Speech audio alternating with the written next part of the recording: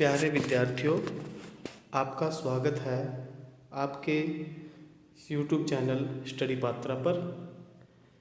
आज हम आपके सामने लेकर आए हैं एक बहुत ही अच्छा, मन को संतुष्टि देने वाला और आपके एग्ज़ाम की दृष्टि से भी अति महत्वपूर्ण विषय, जिसका नाम है सुभाषितानी।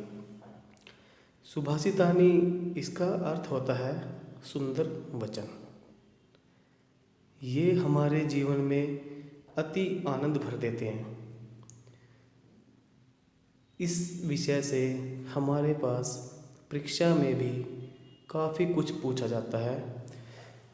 अगर हम इस विषय को अच्छे से समझ लें तो हमारी ज़िंदगी और हमारी परीक्षा दोनों ही सफल हो जाती है। तो आइए हम शुरू करते हैं हमारा विषय सुभाषितानी।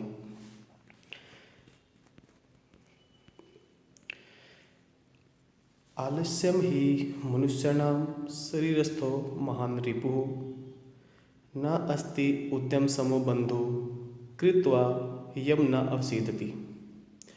आलस्यम, आलस्य मनुष्याणाम, मनुष्यों के, शरीरस्थो शरीर में स्थित, महान रिपु महान शत्रु है, बहुत बड़ा शत्रु है। आलस्य जो है मनुष्यों के शरीर में रहता है और मनुष्य का ही सबसे बड़ा शत्रु होता है। ना अस्ति उद्यम समो बंधु, ना नहीं, अस्ति है, उद्यम समो मेहनत के समान, बंधु भाई। मेहनत के समान कोई हमारा बंधु नहीं है। कृत्वा यम, करके जो, ना अवसीदति, दुखी नहीं होता। अर्थात परिश्रम करके कोई भी दुखी नहीं होता। कहने का भाव यह है कि मनुष्य के शरीर का सबसे बड़ा शत्रु उसका आलस्य होता है, जो उसको मेहनत करने नहीं देता। लेकिन जो मेहनत होती है वो मनुष्य का सबसे बड़ा भाई होता है, सहयोगी होता है, उसका बंधु होता है, जिसको करने से मनुष्य कभी भी दुखी नहीं होता।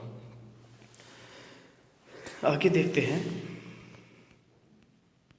हाँ, गुणी गुणम वेति न वेति निर्गुणो, बली बलम वेति न वेति निर्बलः, पिको वसंतस्य गुणम न वायसः, करी च सिंहस्य बलम न मूषकः।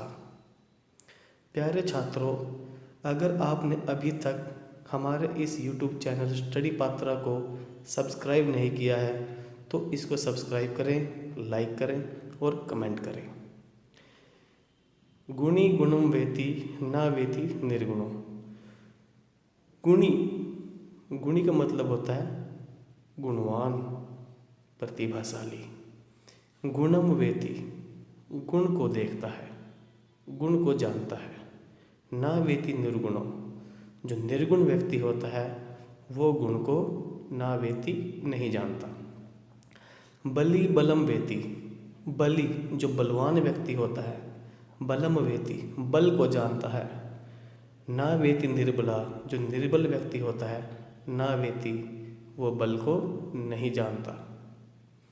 पिको वसंतस्य गुणम, कोयल वसंतस्य वसंत के गुणम गुण को जानती है।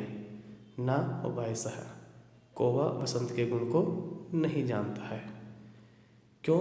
क्योंकि वसंत ऋतु में जो कोयल होती है उसकी आवाज़ बहुत ही मधुर होती है, लेकिन कौवे की आवाज़ वसंत ऋतु में भी कां कां की आवाज़ आती है।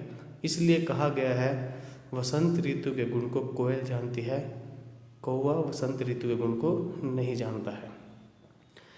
करी च सिंहस्य बलम न मूषकः। करी जो हाथी होता है, सिंहस्य बलम शेर के बल को जानता है, ना मूषकः चूहा शेर के बल को नहीं जानता है। इस श्लोक से हमें यह भाव मिलता है जो गुणवान व्यक्ति होता है वो गुणों को जानता है, क्योंकि उसको गुणों का मतलब पता है। बलवान व्यक्ति बल को जानता है, क्योंकि उसको बल की महत्ता पता है। कोयल वसंत ऋतु के गुण को जानती है, क्योंकि उसको वसंत ऋतु का ज्ञान है। उसी प्रकार जो शेर है, शेर के बल को हाथी जानता है, चूहा शेर के बल को नहीं जानता है। इस पाठ के अंदर जितने भी श्लोक आएंगे, इनमें से आपके पास आपकी परीक्षा में 100% 1 या 2 श्लोक आपको मिलेंगे। एक श्लोक में से आपको क्वेश्चन आंसर छांटने पड़ेंगे, जिससे आपको अच्छे अंक मिलेंगे। यदि आप इन श्लोकों को अच्छे से समझेंगे तो इसके अंदर से पूछे जाने वाले जो क्वेश्चन आंसर्स हैं, हम उनका अच्छे प्रकार से जवाब दे पाएंगे और हम परीक्षा में उत्तीर्ण होंगे। इसी आशा के साथ आगे बढ़ते हैं। निमित्तम उद्दिश्य ही यह प्रकुप्यति, ध्रुवम स तस्यापगमे प्रसिद्धति। निमित्तम उद्देश्य, एक विशेष उद्देश्य से यह प्रकुप्यति, जो कोई दुखी होता है, गुस्सा करता है, ईर्ष्या करता है। ध्रुवम स तस्य अपगमे प्रसिद्धति, ध्रुवम से उसकी वो समस्या अपगमे दूर होने पर, ध्रुवम वह प्रसिद्धति खुश हो जाता है। यदि कोई व्यक्ति किसी समस्या के कारण परेशान है, जब उसकी वो समस्या समाप्त हो जाती है तो वो खुश हो जाता है। लेकिन अकारणात् द्वेषी मनस्तु यस्य वै, लेकिन यस्य जिसका मन अकारणात् द्वेषी बिना किसी कारण के ही परेशान है, जो कोई बिना किसी कारण के ही दुखी है, उसको कथम जनस्तम परितोषिष्यति, पता नहीं जनः उसको लोग कथम किस प्रकार से परितोषिष्यति संतुष्ट करते होंगे, खुश करते होंगे।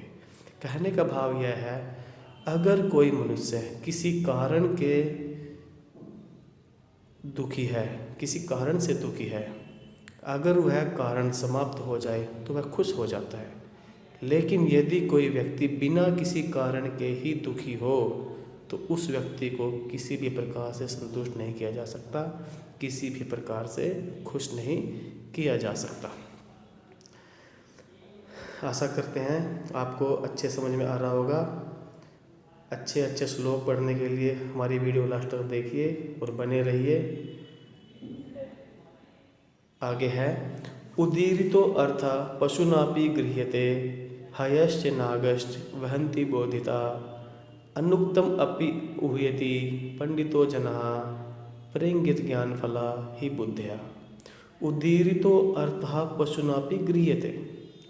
उदीरितो अर्थ अर्थात कहने का भाव यह है, जो कहा जाता है, पशुना अपि पशुओं के द्वारा भी गृह्यते ग्रहण किया जाता है।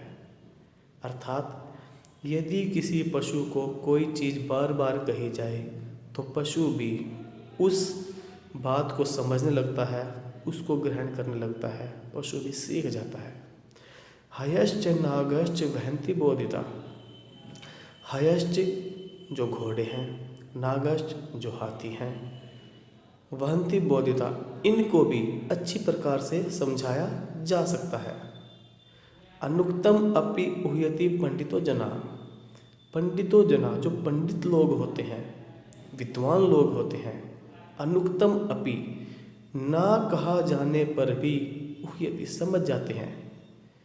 जैसे हमारे गुरुजी होते हैं, हम उनसे कोई बात करना चाह रहे हैं, हम उनको अपनी बात अच्छे से बता भी नहीं पा रहे हैं, लेकिन हमारे गुरुजी विद्वान हैं, वो हमारी बात को हमारे कहे बिना ही समझ जाते हैं कि हमारे शिष्य हमसे क्या बात करने आए हैं। उसी प्रकार जो विद्वान लोग होते हैं वो सामने वाले के द्वारा कोई बात ना कहने पर भी उसके मन की बात को समझ जाते हैं। परिंगित ज्ञान फला ही बुद्धिया, परिंगित संकेतों के द्वारा ज्ञान फला ज्ञान को ग्रहण करना ही बुद्धिया बुद्धि का लक्षण है। बुद्धिमान लोग संकेत के द्वारा भी ज्ञान को ग्रहण कर लेते हैं। ये जो श्लोक है ये बहुत बहुत इम्पोर्टेंट है आपकी परीक्षा की दृष्टि से, इसलिए इस श्लोक को अच्छे से आपको देखना है ताकि एक भी अंक आपका एग्ज़ाम में ना कटे, आपको पूरे के पूरे अंक मिले। आगे देखते हैं। क्रोधो ही शत्रु प्रथमो नराणाम देह स्थितो देह विनाशनाय। कहता है क्रोध, जो क्रोध है, जो गुस्सा है, प्रथमो शत्रु, पहला शत्रु है, नराणाम मनुष्य के अंदर। क्रोध मनुष्यों के अंदर सबसे पहला शत्रु होता है।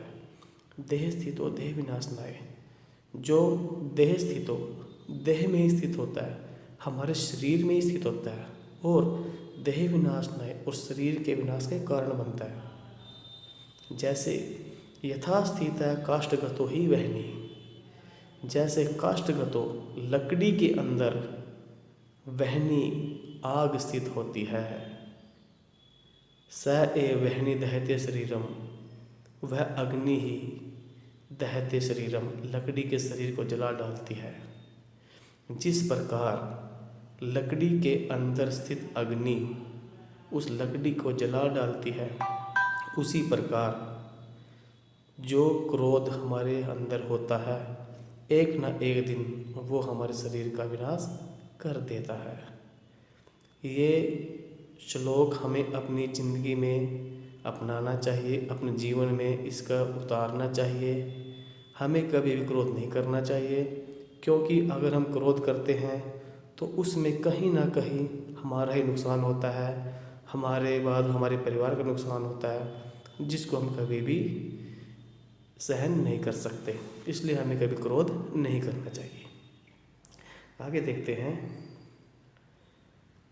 हाँ, मृगा मृगई संगम अनुव्रजंती, गावश्च गोपी तुर्गास्तुरंगई। मृगा मृगई, जो मृग होते हैं, जो हिरण होते हैं, वो मृगों का, हिरणों का। गावश्च गोपी, जो गाय होती है वो गायों का। तुर्गस तुरंगई, जो घोड़े होते हैं वो घोड़ों का। मूर्खाश्च मूर्खई, जो मूर्ख लोग होते हैं वो मूर्खों का। सुधिय सुधीवी, जो बुद्धिमान लोग होते हैं वो बुद्धिमानों का। संगम अनुव्रजंती, साथ करते हैं। हिरण हिरण के साथ रहते हैं, गाय गाय के साथ रहते हैं, घोड़े घोड़ों के साथ रहते हैं, मूर्ख मूर्खों के साथ रहते हैं, बुद्धिमान लोग बुद्धिमान लोगों के साथ रहते हैं। क्योंकि समानशील व्यसनेषु सख्यम, क्योंकि समान व्यवहार होने पर मित्रता हो जाती है। अगर किन्हीं दो का एक जैसा स्वभाव है वो एक दूसरे के साथ अच्छे से रहने लग जाते हैं, एक दूसरे के साथ करने लग जाते हैं। आगे देखते हैं। सेवितव्यो महावृक्षः फल छाया समन्वितः, यदि दैवात् फलम नास्ति छाया के निवार्यते। कहते हैं सेवितव्यो महावृक्षः, सेवितव्यो हमें सेवा करनी चाहिए, महावृक्ष है उस महान वृक्ष की, अर्थात उस बड़े वृक्ष की हमें सेवा करनी चाहिए जो फल छाया समन्वितः, जो हमें फल भी देता हो और छाया भी देता हो। जो वृक्ष हमें फल और छाया दोनों देता हो, हमें उस महावृक्ष की, उस बड़े वृक्ष की सेवा करनी चाहिए। क्योंकि यदि दैवात् फलम नास्ति, यदि दैवात् किसी कारणवश फलम नास्ति, वो हमें फल नहीं दे पा रहा है, छाया के निवार्यते, तो उसकी छाया तो कोई रोक नहीं पाएगा, अर्थात वो हमें छाया तो देगा ही देगा। कहने का भाव यह है जिन वृक्षों से हमें फल और छाया मिलती है, हमें उनकी सेवा करनी चाहिए, क्योंकि अपने मौसम पे जब उसके पास हमें देने के लिए फल नहीं है तो वो हमें कम से कम छाया तो देता ही है। इसलिए हमें कभी भी वृक्ष नहीं काटने चाहिए, हमें वृक्षों की सेवा करनी चाहिए। ये हमें ऑक्सीजन भी देते हैं, फल भी देते हैं, छाया भी देते हैं, और जब ये वृक्ष बेचारे बूढ़े हो जाते हैं तो हमें ये अपनी लकड़ियाँ भी दे देते हैं। इसलिए हमें इनकी सेवा करनी चाहिए। बहुत महत्वपूर्ण श्लोक था ये। आगे बढ़ते हैं। अमंत्रम अक्षरम नास्ति, नास्ति मूलम औषधम, अयोग्य पुरुष नास्ति, योजिकस्तत्र दुर्लभा। अमंत्रम अक्षरम नास्ति, कोई भी अक्षर, अमंत्रम नास्ति मंत्रहीन नहीं है, ना अस्ति मूलम नौषधम, कोई भी जड़ औषधि रहित नहीं है, अर्थात हर एक जड़ औषधि होती है। अयोग्य है पुरुष है नास्ति, कोई भी पुरुष अयोग्य नहीं है। योजकस्तत्र दुर्लभ है, उनको इकट्ठा करना, उनको योजक करना दुर्लभ है। कहने का भाव यह है, हर किसी व्यक्ति में अपनी अपनी अलग अलग क्वालिटी होती है, अलग अलग गुण होते हैं, कोई भी अयोग्य नहीं होता। हर समय पे हर किसी का अपना अपना महत्व है, इसलिए कहा गया है इन सब को महत्व देना चाहिए, क्योंकि इन सब का इकट्ठा होना भी दुर्लभ होता है। आगे चलते हैं। हाँ, संपत्तौ च विपत्तौ च महताम एक रूपता, उदये सविता रक्तो रक्तश्च असमयेतता। संपत्तौ च विपत्तौ च, संपत्तौ होता है जब हमारे पास धन धान्य हो, सुख समृद्धि हो। विपत्तौ होता है जब हमारे पास आपदा आ गई हो, कोई समस्या आ गई हो, विपत्तियाँ फंस गई हो। महताम, जो महापुरुष होते हैं, जो महान लोग होते हैं, जो सज्जन लोग होते हैं, एक रूपता, एक जैसा उनका व्यवहार रहता है, वो समान रहते हैं। उनके पास चाहे सुख समृद्धि आए, चाहे उनके पास दुख तकलीफ आए, महान लोग कभी भी बदलते नहीं हैं। उनका एक जैसा स्वभाव रहता है, एक जैसा व्यवहार रहता है। जैसे उदय सविता रक्तो, उदय होने पर, सविता जो सुबह का समय होता है, जो सूर्य होता है, उसकी जो लालिमा होती है, रक्त वो लाल होती है। लेकिन रक्तश्च अस्त समय तथा, लेकिन जब अस्त समय, जब सूर्य के अस्त होने का समय आता है, उस समय भी वो लालिमा लाल ही होती है। कहने का भाव यह है, जैसे सूर्य की लालिमा जब सूर्य उदय होता है तब भी लाल होती है, जब सूर्य अस्त होता है तब भी लाल होती है, वो बदलती नहीं है। उसी प्रकार जो महान लोग होते हैं, उनके पास चाहे सुख समृद्धि आए, चाहे दुख तकलीफें आए, उनका व्यवहार नहीं बदलता, उनका व्यवहार एक जैसा रहता है, वो समान रूप से व्यवहार करते हैं। यही उनका गुण होता है। आगे देखते हैं। विचित्रे खलु संसारे न अस्ति किंचित निरर्थकम, अस्वश्चेद धावने वीरः भारत स बहने करा। कहा गया है विचित्रे खलु संसारे, इस विचित्र संसार में न अस्ति नहीं है, किंचित निरर्थकम कुछ भी निरर्थक नहीं है, अर्थात सभी का अपना अपना अर्थ है। कोई भी चीज़, कोई भी वस्तु इस संसार में बिना किसी अर्थ के नहीं बनी है, सभी का अपना अपना अर्थ है। जैसे अस्वश्चेद धावने वीर है, जो घोड़ा होता है वो धावने वीर है, दौड़ने में वीर है, दौड़ने में प्रवीण है। भारत से बहने खरा है, जो खरा है, जो गधा है, वो भारत से बहने भोजा ढोने में प्रवीण होता है। कहा भी गया होता है ना कि जैसे एक कहावत है कि जो काम तलवार कर देती है वो सुई नहीं कर सकती, जो काम सुई कर देती है वो तलवार कभी नहीं कर सकती। उसी प्रकार जब सुई की आवश्यकता होती है तो वो काम सुई ही करेगी, लेकिन जब तलवार की आवश्यकता है वो काम तलवार ही करेगी। मैं आशा करता हूँ आपको आज का हमारा विषय काफ़ी अच्छा लगा होगा। आप सभी ने इस विषय से काफ़ी कुछ सीखा होगा। इस विषय से आपके एग्ज़ाम में श्लोक आते हैं, उस श्लोक का आपको अन्वय भी करना होता है, उस श्लोक से आपको क्वेश्चन आंसर भी छांटने होते हैं जो आपके परीक्षा में पूछे जाते हैं। और मैं आशा करता हूँ ये विषय आपको बहुत अच्छे से समझ में आ गया होगा। अगर अभी तक किसी ने हमारे स्टडी पात्रा यूट्यूब चैनल को सब्सक्राइब नहीं किया है वो इसको सब्सक्राइब करें, लाइक करें और आपको यह पाठ कैसा लगा हमें कमेंट करें। धन्यवाद।